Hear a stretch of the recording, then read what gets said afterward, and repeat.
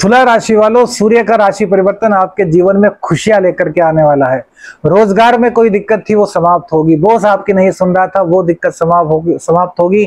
आमदनी में किसी तरह की कोई दिक्कत आपको बन रही थी तो वो दिक्कत भी आपकी पूर्ण रूप से समाप्त होने वाली है।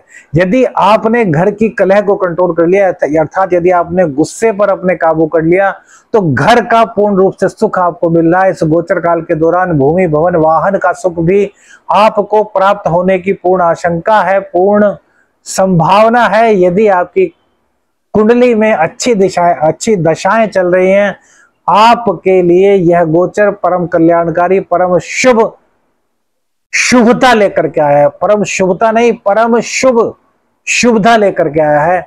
मैं शावरमत साधक प्रवीण आपके सामने प्रस्तुत हुआ। आज बात करेंगे सूर्य राशि परिवर्तन का तुला राशि पर क्या प्रभाव पड़ेगा। सूर्यदेव 16 जुलाई को अपनी वर्तमान मिथुन राशि को छोड़ करके चंद्रदेव की कर्क राशि में प्रवेश करेंगे और 16 अगस्त तक यहीं पर रहेंगे।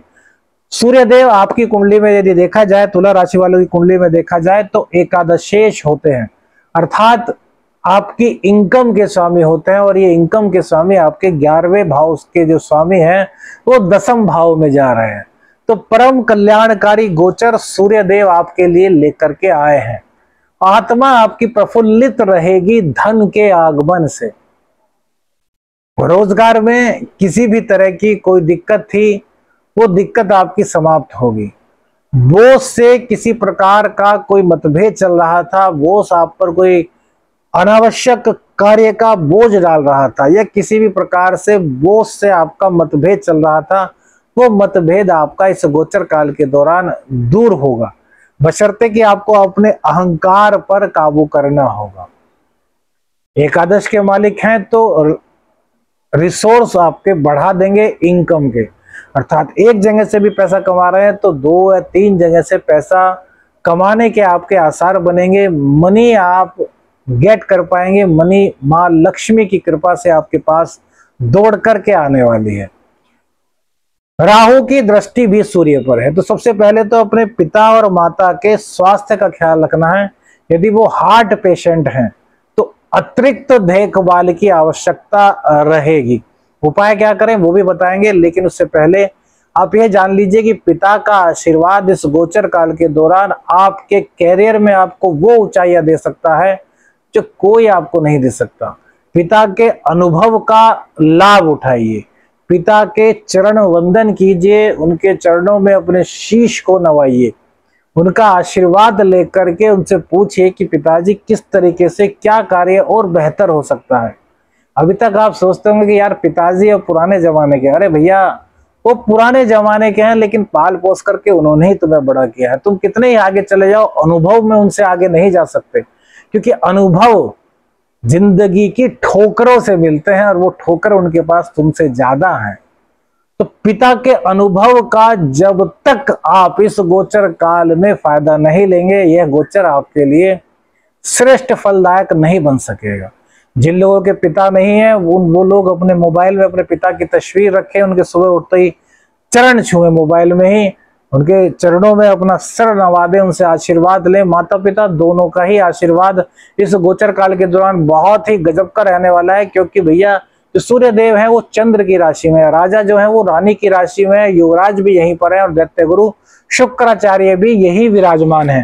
तो भाग्य का भी साथ आपको यहीं पर मिल रहा है बुध के द्वारा। और जो शुक्र देव है जो कि आपके लग्नेश है वो भी यहीं पर है, तो वो आपको धन देने के लिए पूरी तरीके से आतुर है। लेकिन शनि देव की पनौती आपको चल रही है, लेकिन अब शनि देव वक्री हो चुके हैं, तो पनौती के कई संकटों से आपको मुक्ति मिल रही है।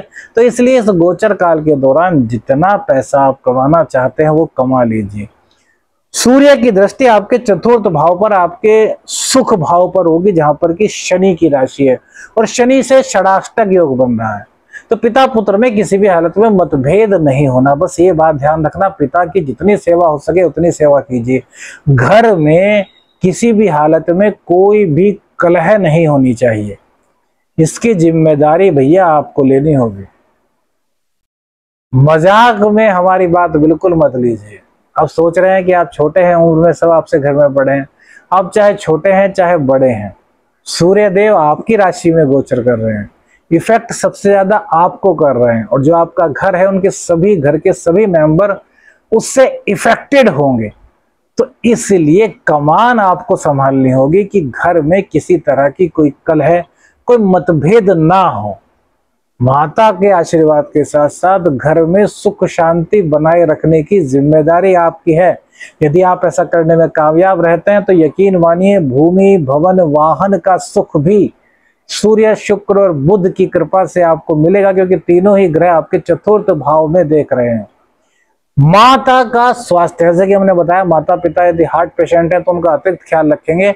माता पिता की सेवा इस गोचर काल के दौरान आपके जो पूर्व जन्म के पाप है उनको भी मिटा सकती है। क्यों? क्योंकि सूर्य आत्मा के कारक है, और जब आप आत्मा के कारक के सामने यानी कि सूर्य देव के सामने, जो कि आपके 10वें भाव में बैठे हैं और चतुर्थ को देख रहे हैं, प्रार्थना करोगे, घर में धार्मिक आयोजन करोगे, तो सूर्य देव की कृपा से आपके पाप नष्ट होंगे, आपके पुण्य की बढ़ोतरी होगी। पिता के स्वास्थ्य का ध्यान रखेंगे तो सूर्य मजबूत होगा, माता के स्वास्थ्य का ध्यान रखेंगे तो 10वां भाव मजबूत होगा। राजनीति में आप हैं तो राजनीति में इस दौरान आपका दबदबा बनेगा। जहां आप नौकरी करते हैं वहां भी आपके लिए बहुत अच्छी, बहुत मजबूत स्थिति बनेगी। व्यापार आप करते हैं तो व्यापार में आपका लाभ कई गुना बढ़ जाएगा। एक से अधिक व्यापार करने की सोच रहे थे तो इस गोचर काल के दौरान आपके एक से अधिक व्यापार होने की भी पूर्ण रूप से संभावना बनती है। इसमें भी कहीं कोई दो राय नहीं दिखाई देती। अब राहु की दृष्टि सूर्य पर है तो ये क्या करेंगे, तो पिता की सेहत को नासाज कर सकते हैं और आपकी इनकम में थोड़ी सी वो कर सकते हैं, ढील दे सकते हैं। लेकिन राहु से छठे से छठा स्थान सिंह राशि का होने के कारण आपकी इनकम में तो ये कोई दिक्कत नहीं करेंगे। राहु आपके लिए बहुत अच्छे चल रहे हैं, क्योंकि छठे स्थान में राहु का गोचर बहुत अच्छा होता है। शनि की पनौती का असर भी आप पर इतना अधिक नहीं हो रहा है, क्योंकि राहु छठे भाव में बैठ करके आपके लिए लाभ के लगातार साधन मुहैया करा रहे हैं। तो अब राहु क्या करेंगे, राहु पिता की सेहत को नासाज कर सकते हैं। तो इसके लिए क्या उपाय करें? सबसे पहले तो 1 माला रोजाना गायत्री मंत्र का जाप कीजिए। यदि 5 माला कर सकते हैं तो इससे बेहतर तो कुछ है ही नहीं। दूसरी बात, हर बुधवार को टॉयलेट क्लीनर से अपनी टॉयलेट को साफ किया कीजिए, और दहलीज आपकी, आपके कमरे की और आपके जिस रूम में आप रहते हैं और जो आपका मेन गेट है उसकी दहलीज किसी भी हालत में गंदी नहीं होनी चाहिए। रोजाना उसकी सफाई होनी चाहिए। इससे गोचर आपके लिए और बली हो जाएगा। हर प्रकार का सुख इस गोचर काल के दौरान आपको मिलता हुआ दिखाई दे रहा है। माता पिता का सम्मान जरूर कीजिएगा। वीडियो अच्छी लगी तो लाइक और शेयर कीजिएगा। चैनल पर नए हैं तो चैनल को सब्सक्राइब कीजिएगा, और अपनी कुंडली का अध्ययन कराना चाहते हैं स्क्रीन पर जो नंबर आ रहा है इस पर ओनली व्हाट्सएप मैसेज कीजिएगा, कॉल मत कीजिएगा। हम आपसे संपर्क करेंगे। आदेश अलख निरंजन। हर हर महादेव।